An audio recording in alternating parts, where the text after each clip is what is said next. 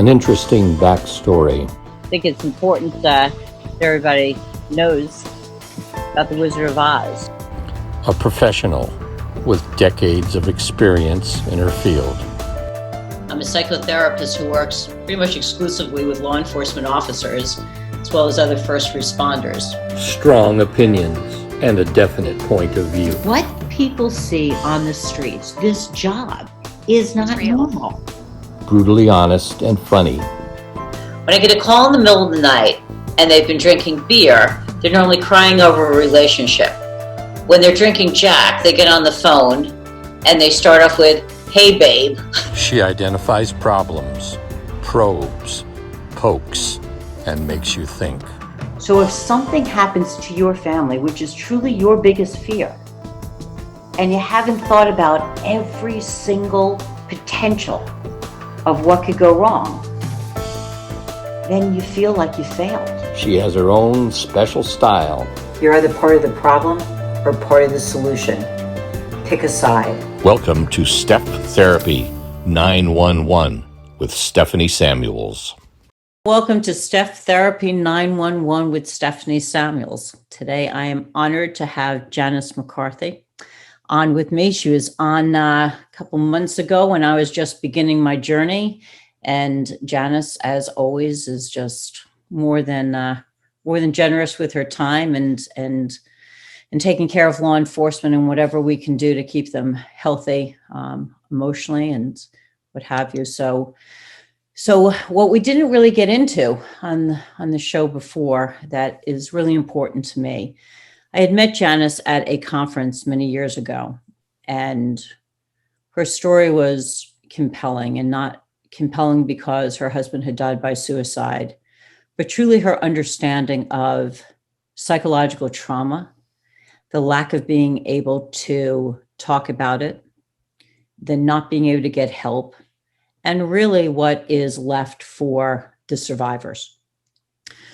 And what she ended up starting a not-for-profit called COPSS, which is Care of Police Suicide Survivors. And today, she's going to talk about the organization and what they're doing around the holidays to help out the families, and still the stigma that she and I were just actually talking about what remains as far as we have come. And we can certainly thank Karen Solomon and her group of Blue Help, as well as the FOP and a lot of other organizations that are really looking at talking about suicide and suicide prevention.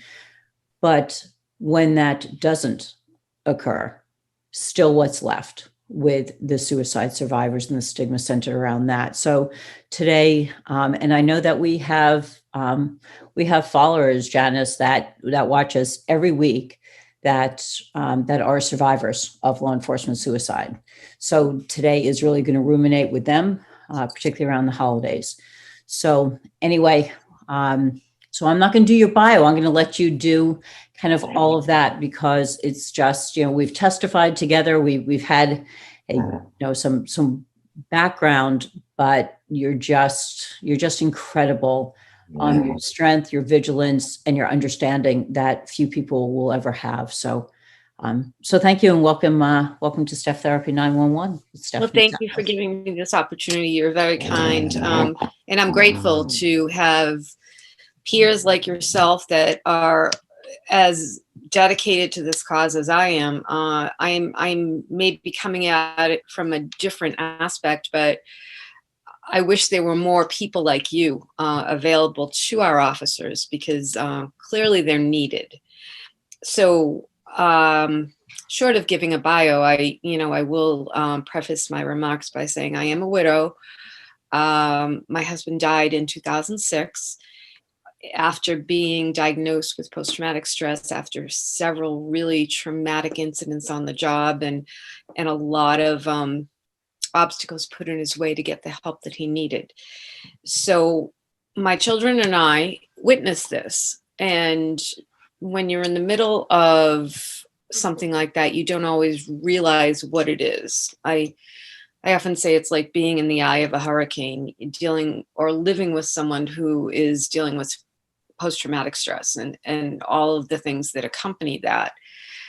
But unfortunately, after he died, unfortunately, doing a lot of introspection and reading and trying to understand what had happened, it became clear to me that, especially in my husband's case, but unfortunately too many other officers' cases, they're suffering and they are not given the tools that they need to get better, which is one thing. But there's also a stigma to them getting better or getting what they need to get better, which is mental health care. If they had a physical ailment, it would get taken care of. Clearly, as my husband did, he was run over by a bus, broke both his legs. He got the best medical care ever. The emotional wounds that accompanied that, they didn't know what to do with. It was too difficult. Did they ever talk about it? Did Paul ever talk about the emotional components, or just kind of concentrated on the physical? Well, initially it was physical, because he was very lucky to be alive, being run over by a bus, and while he was sitting in his car, and so it's natural human instinct to immediately go to the physical ailments and go, oh my gosh, like he's had two legs that were shattered, and thank God, we got him into trauma. Thank God that he has rods in his legs, and God willing, someday he'll be able to walk again. Nobody can really wrap their head around what that does to someone's psyche. I mean, my children and I witnessed it, and I didn't really know what I was looking at when I would drive him to doctor's appointments, and he would be white knuckled holding the side of the car because he thought every car was coming at us, the triggers and the flashbacks. So I learned a lot about that. Did you learn about it at that point in time, Janice, or? I did. I did learn about it at that point in time. Thankfully, counseling, which I started to see a counselor right after he got hurt. And I remember saying to her, I don't understand. There were no cars coming at us. And so she would explain it to me. But the average person doesn't understand that. Right. So she also helped me understand what things might trigger him. And that's really important for living with someone who has post-traumatic stress. A great example is our soldiers coming back from war, sounds that trigger them. And an average person doesn't think about that. But if you're living with someone with that, it's really important. So important. One of the things that people always ask me about as a clinician, including the officers, is kind of like, how does this work? Like, does it work? And really it's understanding exactly that, the triggers, and helping families understand them, because the more they understand about what can occur, the less crazy they feel, because that's what it is for them, is they feel like they are going crazy. And they are truly having a normal reaction to what was an abnormal situation, where they have it reversed. Absolutely. You took the word I was thinking, crazy. They think it's crazy, but it's really not. Their brain is doing what it has to do. It's us that don't understand it. And, we just have to try to be there for them. But it takes education. And it takes breaking down stigma, and it takes help from the departments, and it takes help from their peers. It's everybody's job to understand that what these officers are going through every day on the street is difficult. And if they have a reaction to it that is out of our realm, we can't label it. We can't say they're crazy. We need to be able to get them the help that they need. And to be able to, and as a clinician, I know when they have what they consider to be like a crazy reaction, because I know they're not crazy. That's right. The basis. Like, that's been ruled out on psychs.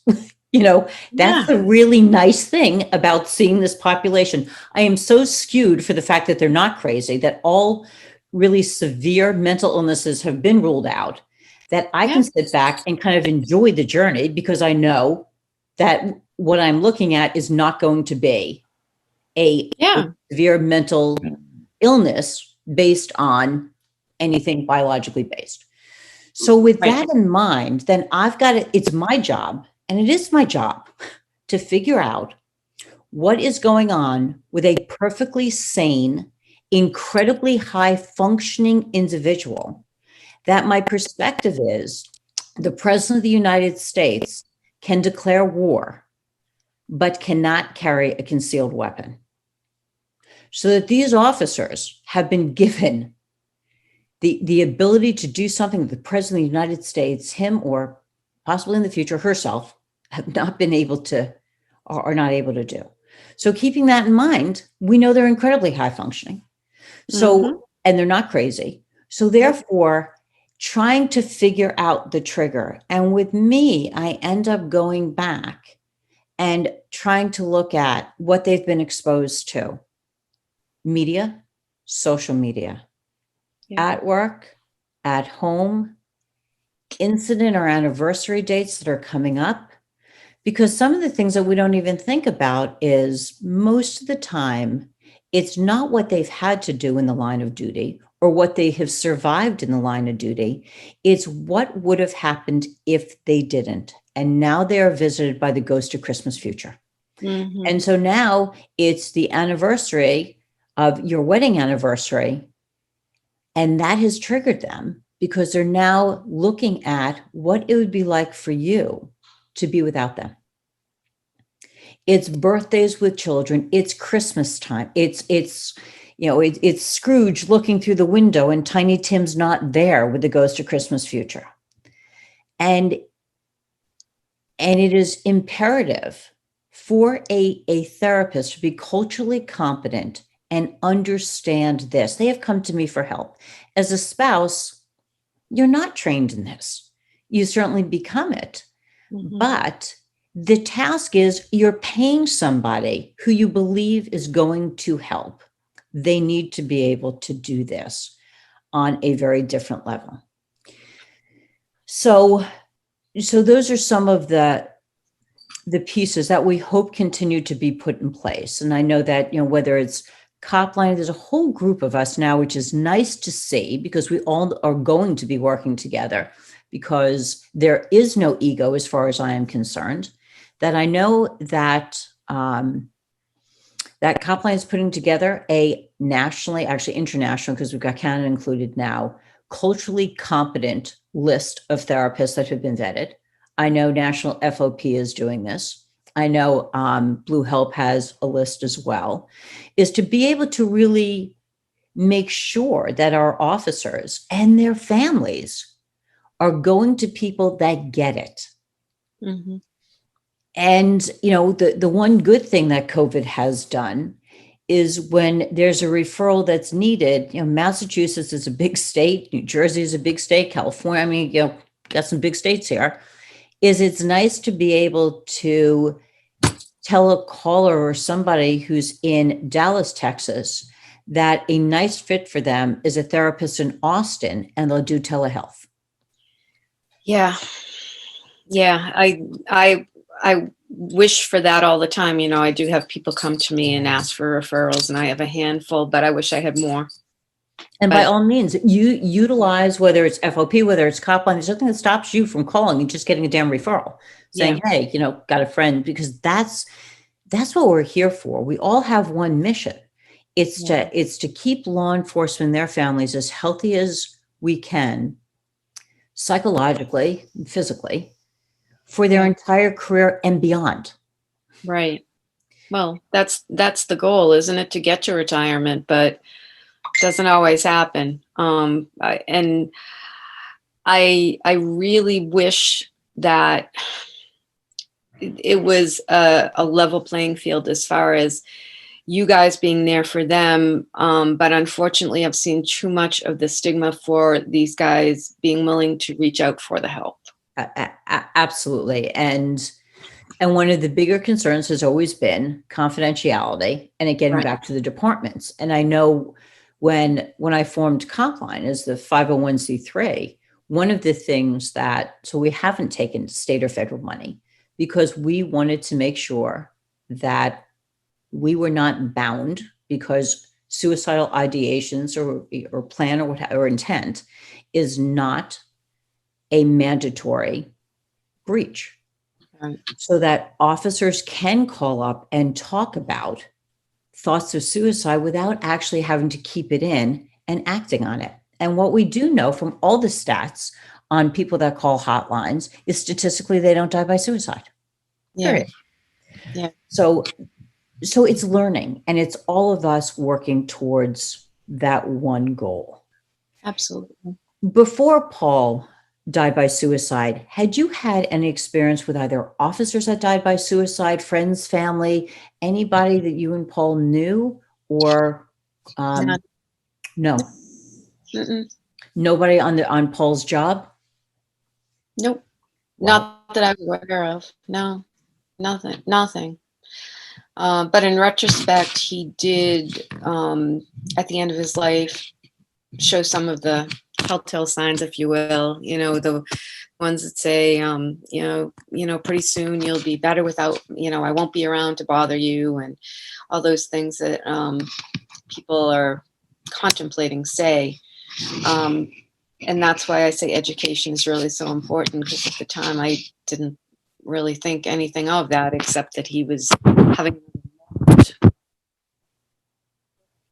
I can't hear you now. Something happened with your, there you go. Okay, there, you're good. You're good. It's just really important that we understand those signs. It's important for families. Because lives can be saved if we understand when they throw those words out there. And to be able to ask a loved one, Mm-hmm. Are you thinking of killing yourself? And such a huge concern. The concern, I think, is also if they say yes, what the hell do I do? Right. It's not necessarily no. It's, now I've got this huge weight, not thinking. Yeah, then I That scared out of my mind if you say yes. Right. But when you ask that question, there clearly is a thought in your brain, and it's a possibility that yes, it's really hard, if I try to think back and see what would have happened if things were done differently. Okay. I knew that he was suffering, but I didn't know what to do about it. The department knew he was suffering, and they didn't want to deal with it. They didn't know what to do about it either. So he was just kind of floundering this middle land. He was seeing a therapist, but his heart wasn't in it. He was going reluctantly. So I'm not sure if it was really that helpful for him. Mm-hmm. It was against everything that was ingrained in him. The old school, suck it up, there's nothing wrong with me. But I think he was really searching to try to get the help that he needed, but it couldn't happen. How did he end up in therapy with that therapist? That's a really interesting question. So after he was initially hurt in 1993, we had two little children. My son was 2 and my daughter was 8 months old. And as a mother of 2 young children, I was kind of overwhelmed to begin with. And then all of a sudden I have a husband who's critically injured and almost killed, who can't work, can't walk, is severely depressed. So I went to see a therapist, and I had him come with me.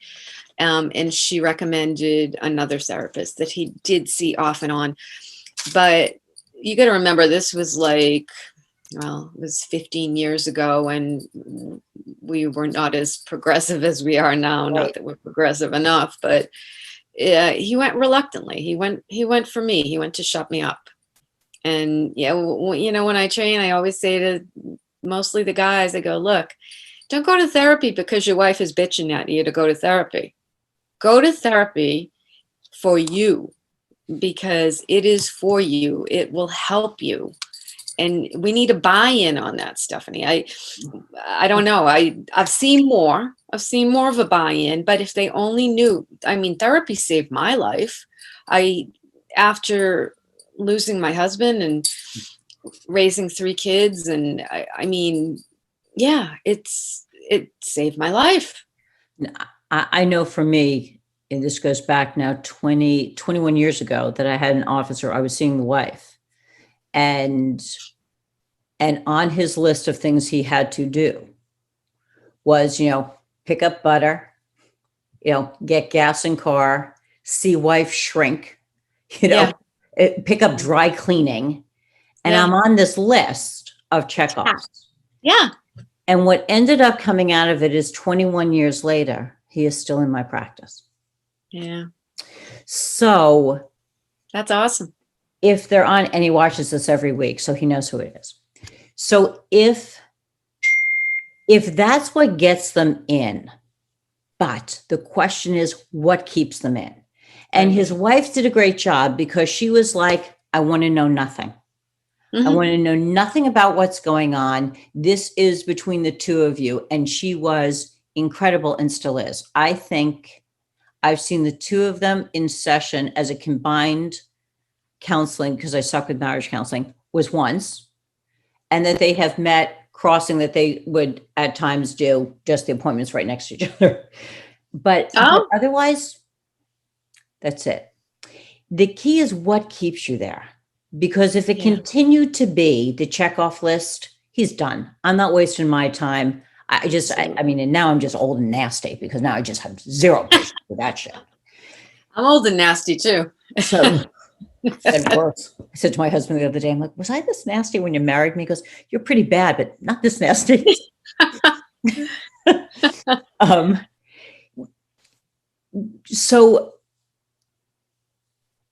So it's not just what gets them in there, because if they can make that, because if that relationship can hold, it's what keeps them in there. Right. Tell me about the kids. So the kids were how old when he died by suicide? And you become a very public figure on this, well before the rest of us were out there marching, holding up flags, because, it was the conference, I want to say, in Austin, Texas, you and I were at, and we lectured under Violante. Yeah. Yep. Yeah, I remember that one. I guess it's been my way of healing. Everyone has their own way of trying to get better. I mean, I had my moments when I threw plates at the wall and went out and ran 15 miles and did what I had to do to get through the day. And it did all come back to my kids. They were the reason I got out of bed every morning. What was the stigma for them? Yeah, that's hard. I remember Paul died at the end of July, and I remember taking them back to school in September and walking them into the schoolyard. And they were how old, respectively? Oh boy. Well, my oldest son was 16. My daughter was 14. He died on the weekend of her 14th birthday. And my youngest was 8. So they were all in very different places. Yeah.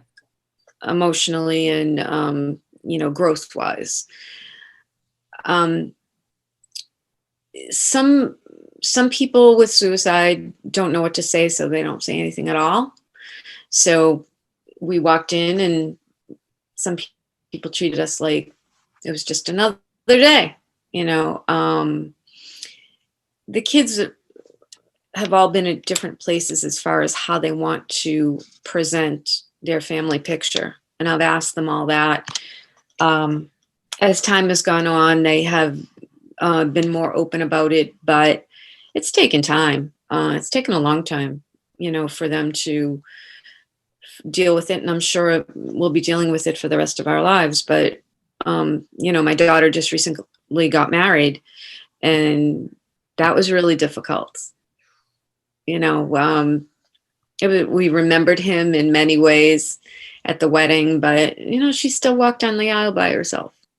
And it's those kind of things that slap you in the face. When I talk to widows about you know, sure, the beginning of being newly bereaved is very hard, but it doesn't go away, and other people might move on and not think about it, but still always there for us. And when I was talking with my kids, you know, in the early days after Paul died, I remember making this analogy and saying, so I have two sons and a daughter, and I said, I want you to picture us. We're on a life raft in the middle of the ocean, and the seas are very rough. And I want you to watch your brother and your sister and me. And if you see either one of us look like we're going to fall over, you make sure you grab us. And I don't mean that physically, I mean that emotionally. Be in tune to how all of us are doing, because at the end of the day, people say to you when you have a loss, oh, call me if you need anything. Yeah, what? At the end of the day, it's just you and those people living with you. You're not going to call up someone from down the street. Right. Yeah. What did you need, either in retrospect, looking back, or that you remember from back then, that you did not get? And then the flip side that you got that was just so helpful. What I needed was support from the department. And I didn't get that. There was a lot of blame.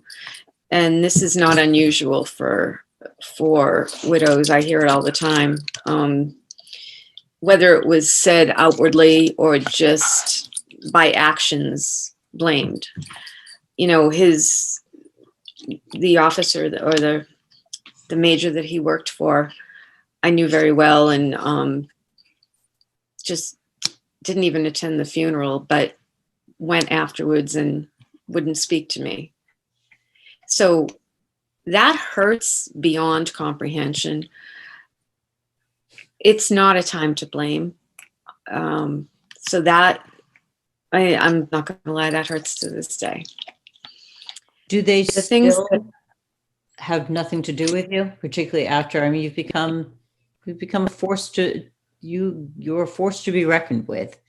You sat at that table, many a times, being the point person on suicide prevention.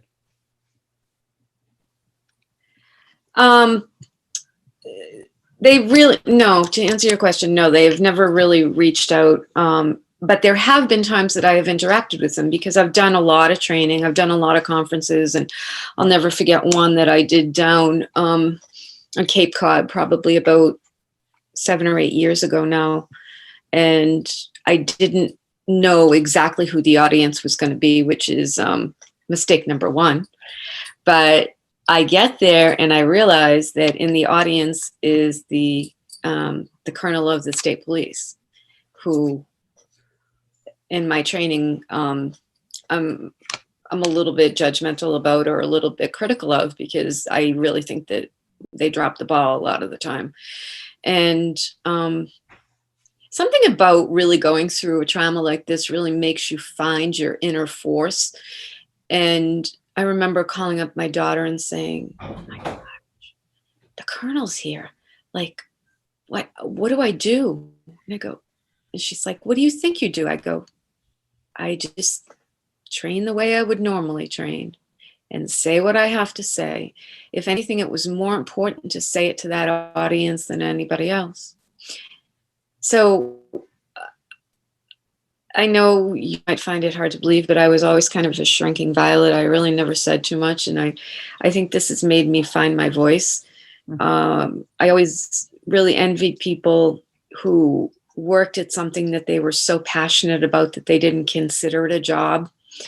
I wish that I didn't have to be passionate about this, but I am.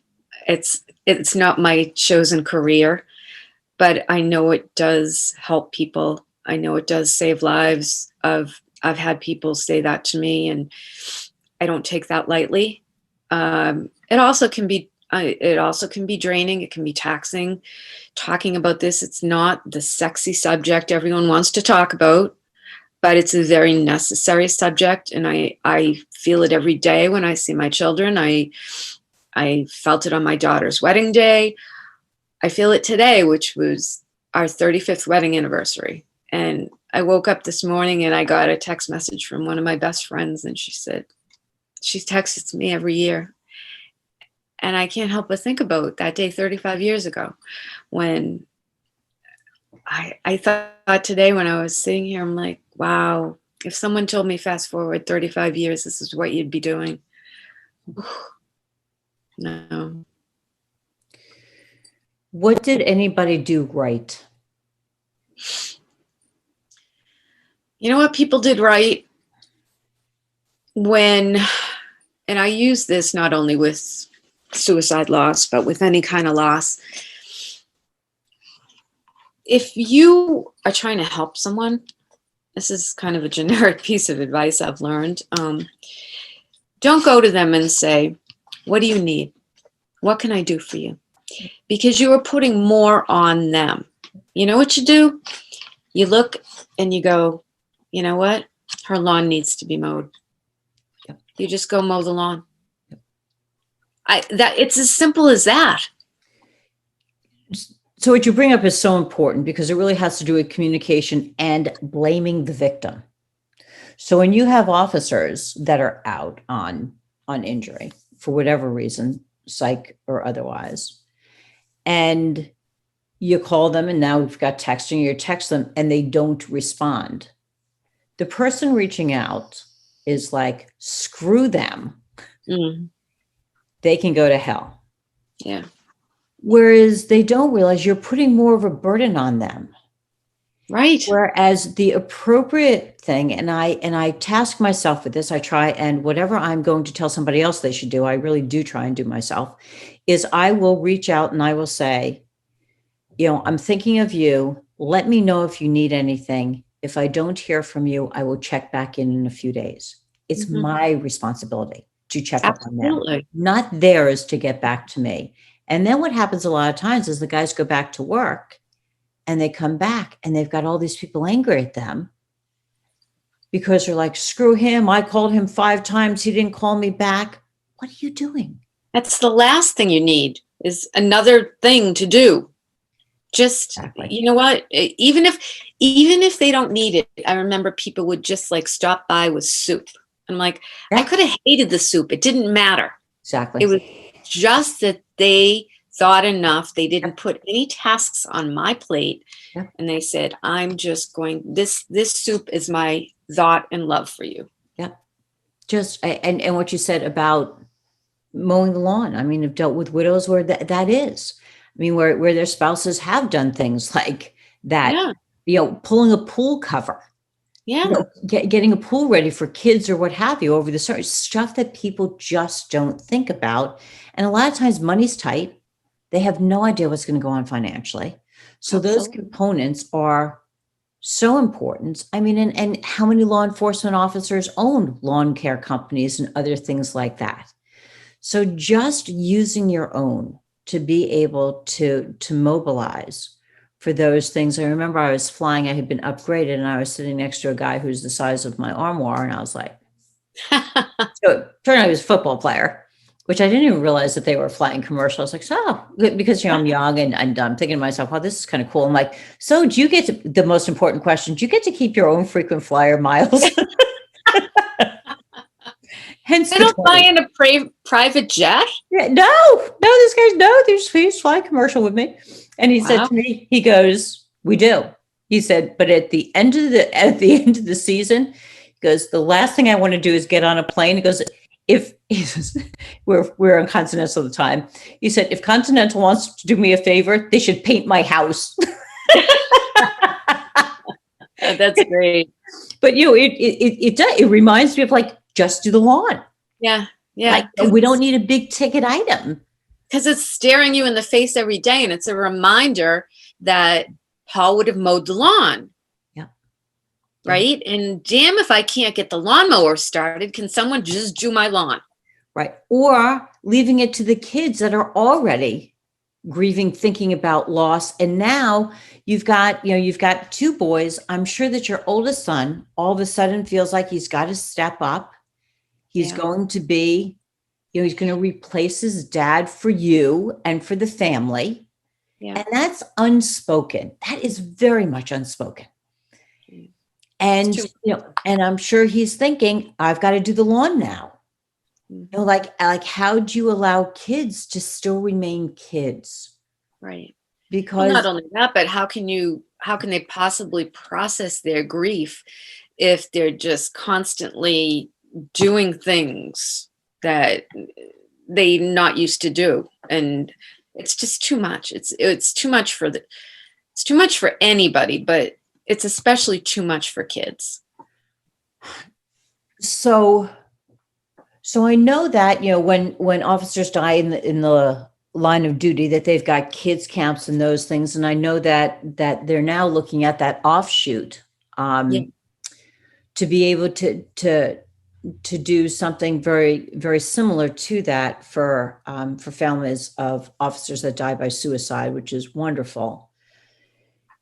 But you and I wanted to spend a little bit of time that we've come a long way in being able to talk about and acknowledge officers that die by suicide, that typically more officers die by suicide than in the line of duty, though I think this year, right now, the numbers are not showing that, but part of that is because of COVID. Mm-hmm.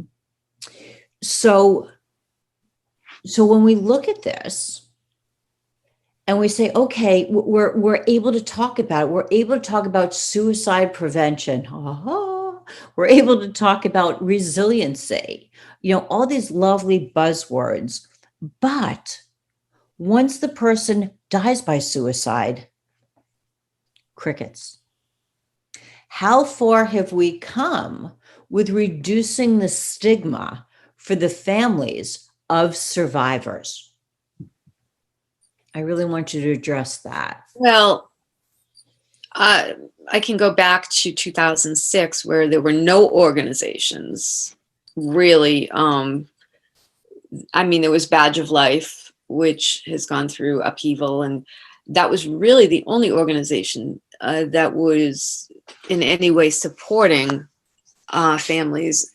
So yes, there are now Facebook groups, there are now groups of widows that are able to commiserate with one another.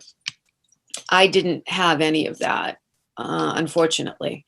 So maybe that was kind of part of what spurred me on. So I think the stigma is being eroded away, not fast enough for my liking, but one of the problems is, again, that each grief journey is so unique. I don't know. I do remember, this is kind of an odd memory, but, after Paul died, my children did go to a children's group of children who had lost a parent, not to any specific cause, and so I accompanied them, and my daughter would be with a group of children her age, and I would be with the parents who had lost a spouse. And I remember feeling so excluded because I was sitting next to someone whose wife had died from melanoma. And I remember him saying how angry he was at her that she died. And I would never judge anyone's grief. I'm sure he was suffering from grief and angry that, I guess in his view, that God had taken her. But, and someone else whose husband had died, in a different way, but none of them by suicide. And in a place where I was supposed to feel comforted being with other widows and widowers, I felt complete exclusion because of the manner in which he died. And that I felt if I shared any of my feelings, they wouldn't understand them at all. So the stigma is still there. The stigma of people thinking that you know what, it was their choice, and that makes me crazy. I I think until we can really have people buy into the fact that our mental health is just like our physical health. I cannot say voodoo over a broken bone and make it heal, just like I can't say something to my brain and make it heal. We need to put them on a level playing field. And I've said to you before, I think, that's not going to happen until the dinosaurs die out and until people educate themselves about mental health. And maybe in this, in this crazy time we're going through with COVID, and I'm sure the levels of depression are going skyrocketing. I think we really just need to educate ourselves about it and be much more willing to accept other people's mental health issues. Why can't we do that? I think part of it is fear. Okay. Because if those that seem so strong can be affected, then so can I. We can Right. accept broken bones. We can accept a whole lot of things. How many times does somebody end up with cancer, lung cancer? And the first question is, are they a smoker? Yeah, I know. Why do I right? think fuck you? Yeah. Like it doesn't make yeah. So if I say yes, then they deserve it. That does nothing for me. I know. So, so it's sitting back, and I think it's fear-based, Makes sense. is being able to, if not but for the grace of God, so go I. And I think suicide is just that, because it really eliminates what we know. There are no demographics on this. Yeah. This defies race. This defies religion. With law enforcement, age groups. I mean, all of that stuff. Yeah. And I'm tired of that stigma of it's the coward's way out. I don't know who the hell's a coward that can actually take their own life. So I would tend to argue that. But again, I think it's that way of putting up the armor to oneself so that they just don't have to deal with it. Because what's it like to have to sit with that level of pain and helplessness? That's the fear. Yeah. The fear is, if I am that out of control and I carry a gun badge and wear a patch, holy crap, then I'm not immune. And that's scary. And I've always said it's much easier for a cop to have a physical injury than a psychological, because a physical injury, Paul could point to his legs. Right. Paul could absolutely, people could watch him rehabbing, people could kind of root him on. But that psychological injury, you look great. How many times? And I've said this, 20 years ago when I was on A&E, I did an A&E special. And I talked about, my guys that are out on stress, that people are like, hey, enjoy your summer vacation. And the guys are like, yeah, come vacation in my brain. Yeah. But they don't get it. Yeah. And yet when you're not doing okay, and you truly, these guys think they are going crazy. I know. And there is nothing worse than feeling truly like they're losing their mind. That makes me so sad, because that actually is something Paul had said to me. They can't understand the feelings, and they think they're going crazy. Yeah. Just so sad. I think as we are able to discuss it, address it, get the word out, I think that we're able to help with that. And then what happens after the person dies by suicide? How do we deal with the families? And that's really what today, I had seen a post on Facebook, which was awesome, that talked about care of police suicide survivors doing sponsoring a family. And I was like, that's wonderful. I love being able to connect. and truly anonymously. I'm one of those people, I never want to be acknowledged. I'm really uncomfortable with that. So, but to be able to know that I'm giving to someone, and it's the right person. Yeah. Being able to do it through Amazon, love that people will put a list up there saying, so that way nobody, knows my budgets or what have you. Yeah. And I can donate. And I really want that whoever my listeners are, that they help spread the word that not only is Janice looking for sponsors, but also that stigma with the families is being able to find families that have lost a loved one in law enforcement to suicide and would be honored to allow us to do something. Because I know when the situation is reversed, how good it feels for people to give. I think in general, we really are a giving population, provided that it's, provided that we can tell somebody specifically what we need. Yep. And be able to make it, pretty easy and know that it's going there. So I want you to kind of discuss kind of what COPSS is doing. Okay.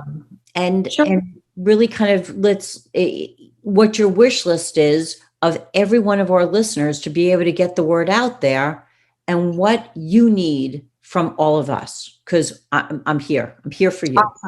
Awesome. Yeah. So this is this might be our 4th or 5th year that we're doing this Christmas gift drive, and it started when it's twofold. Okay. There is a really high percentage of families that, after the loss of a police officer to suicide, are in some difficult financial straits.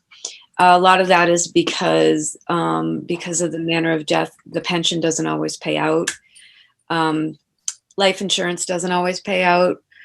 It's a very unexpected death, and there is a lot of clearly emotions surrounding it. So the surviving widow or widower is pretty much reeling, trying to get themselves on their feet emotionally and financially.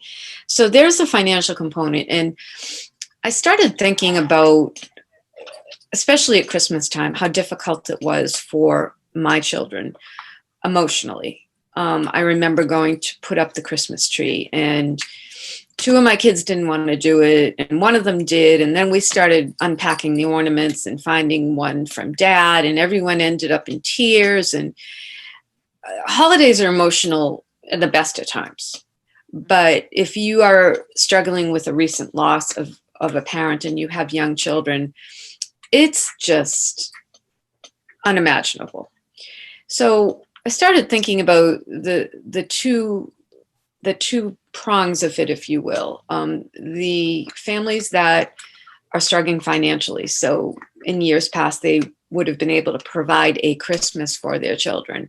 And now the widow is left with grieving children and not being able to provide a Christmas financially. And I wanted to help fill that gap.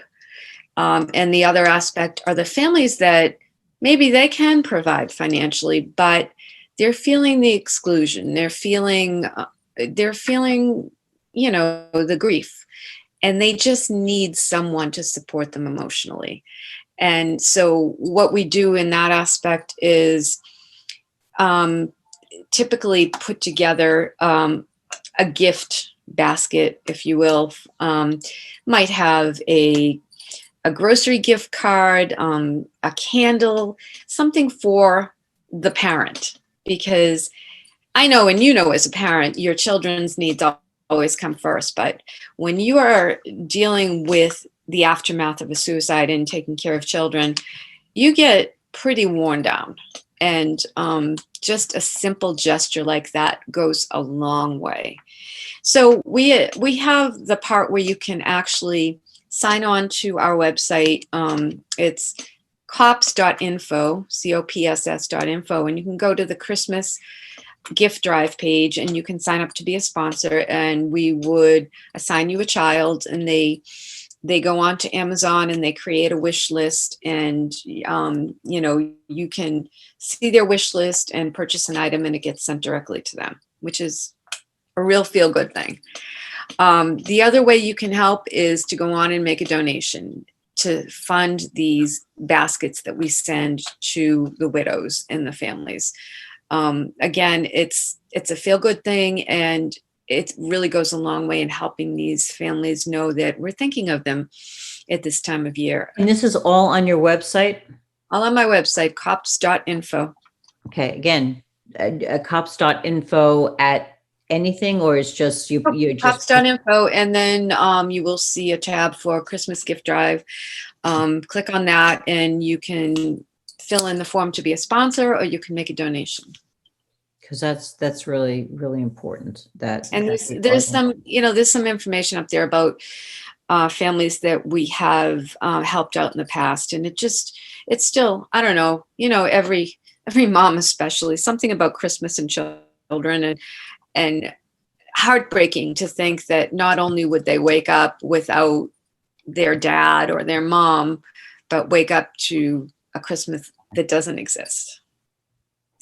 So people from years past, just said, one of them I remember said, your support is something we haven't had in the past year and 27 days. And I thought, wow. Oh my gosh, they're counting the days. Wow. Yep. I was just thinking the same thing. Yeah. So, you know what?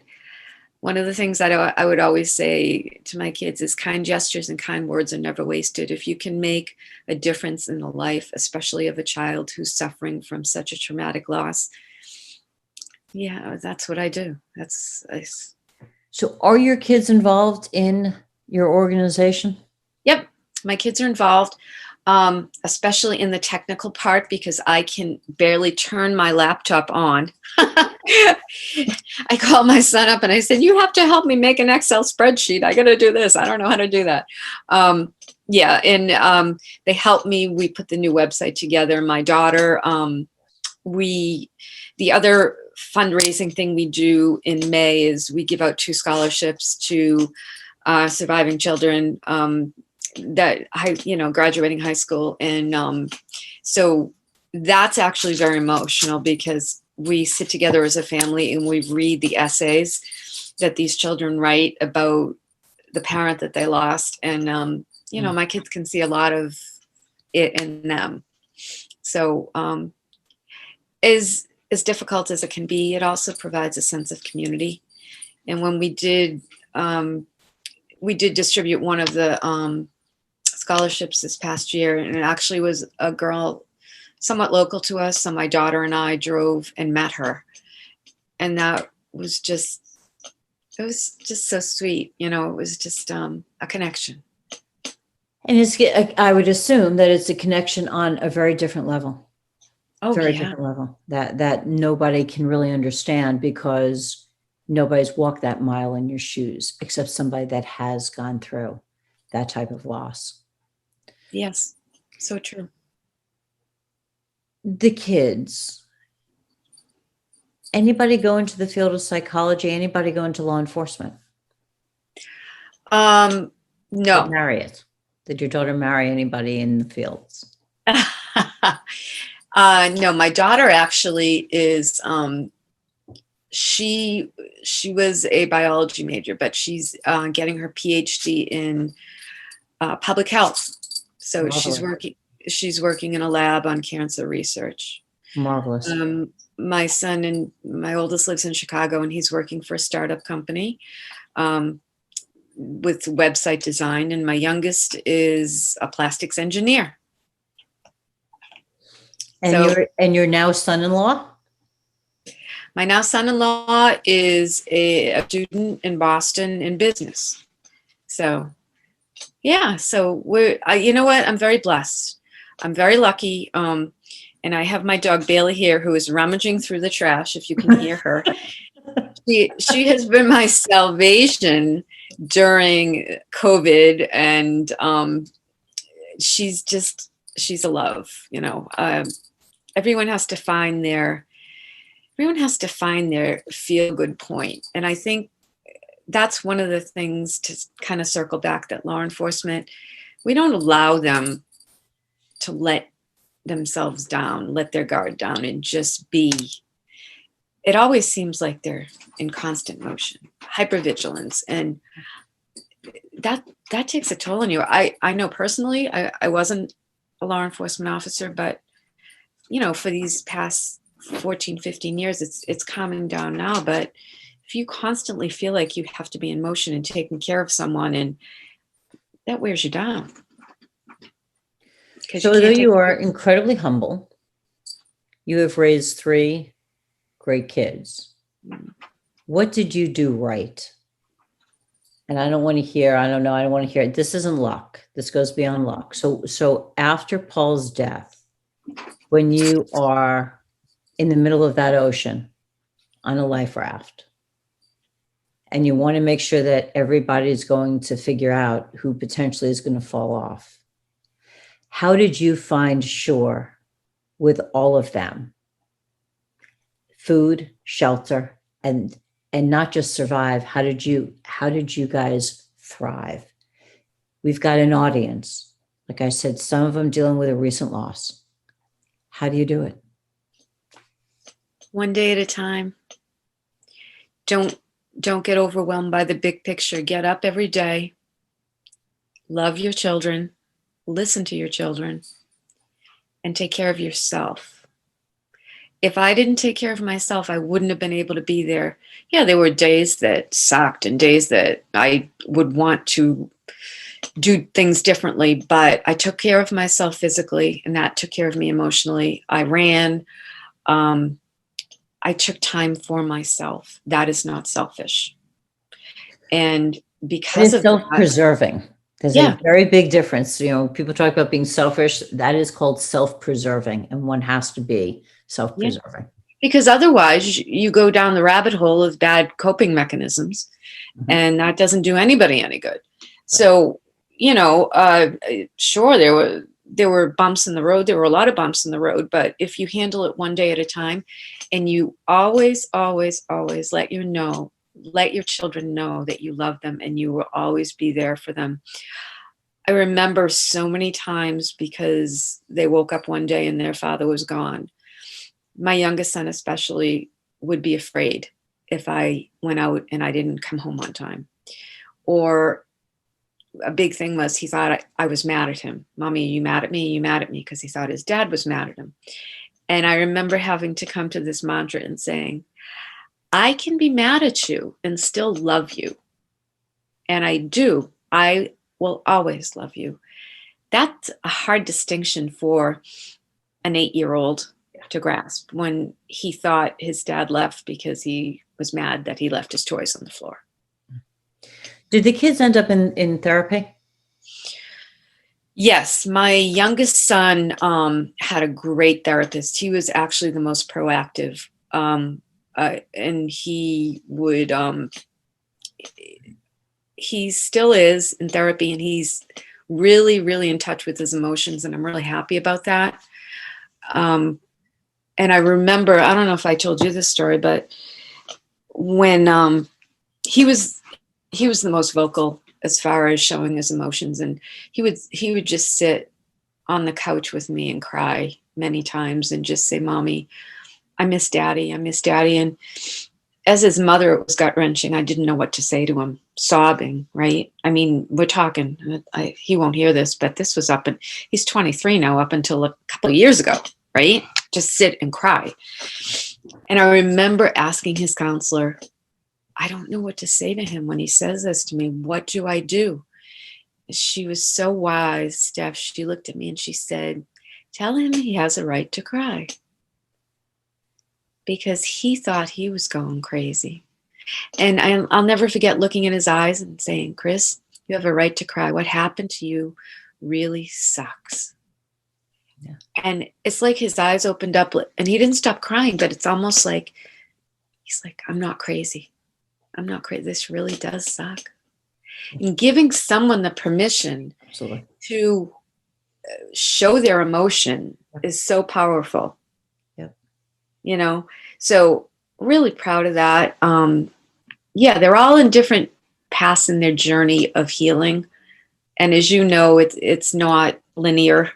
It goes up and down, up and down. And I'm proud of them all. And one of the things I really wanted to show them was, in order to honor their dad, I didn't want him to be forgotten. And so when I do go and train and I come back and they'll say, you know, Mom, to talk about dad. And a lot of times I've met people that actually knew their father, and that was very healing for them. So it's not it's not a crazy recipe for success. It's actually very, you just have to keep plugging away at it. Was there a father figure after Paul passed? Not really. I mean, I have a brother.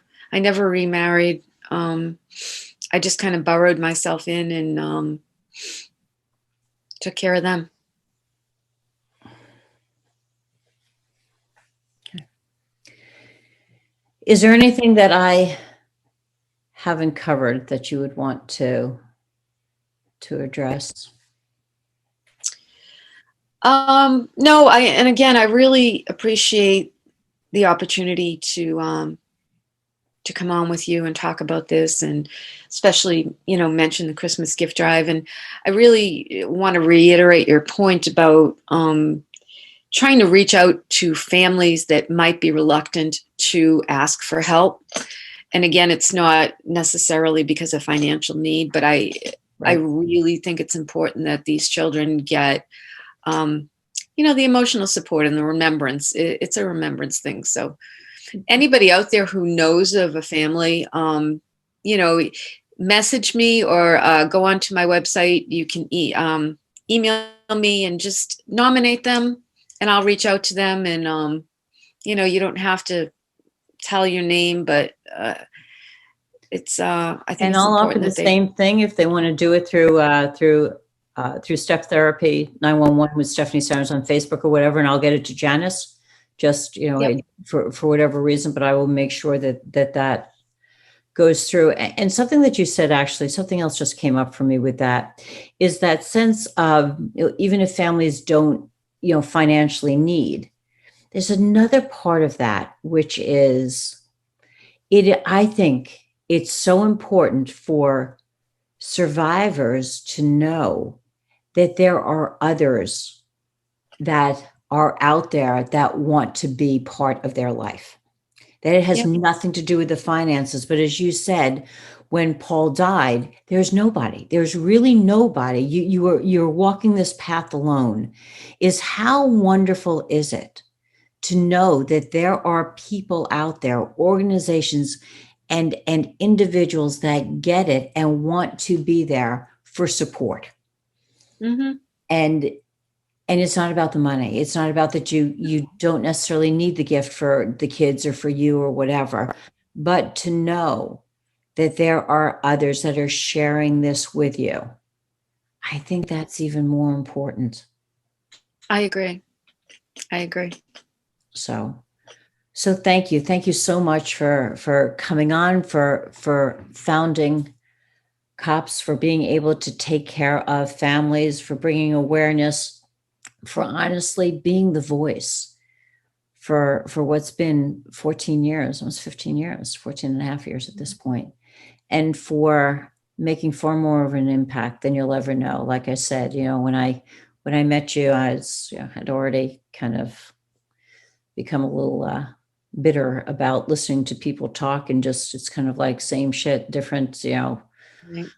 different conference, blah, blah, blah. And there you were. And it was incredible that these many years later, anytime I'm going to do anything, it's you, because of a soul that just emanates when you talk and the way you can touch people. So Well, thank you. Very kind. And you know what? I'm grateful to have you as a peer, because you fuel me as well with what you do. I wish there were more of you. Oh, thank you. And I know today is a hard day for you. Thank you for sharing that today is your 35th anniversary, and thank you for sharing it with everybody that's going to be watching this, and for touching a whole lot more lives than were at your wedding day. Thank you, Steph. You're welcome. Appreciate All it. right.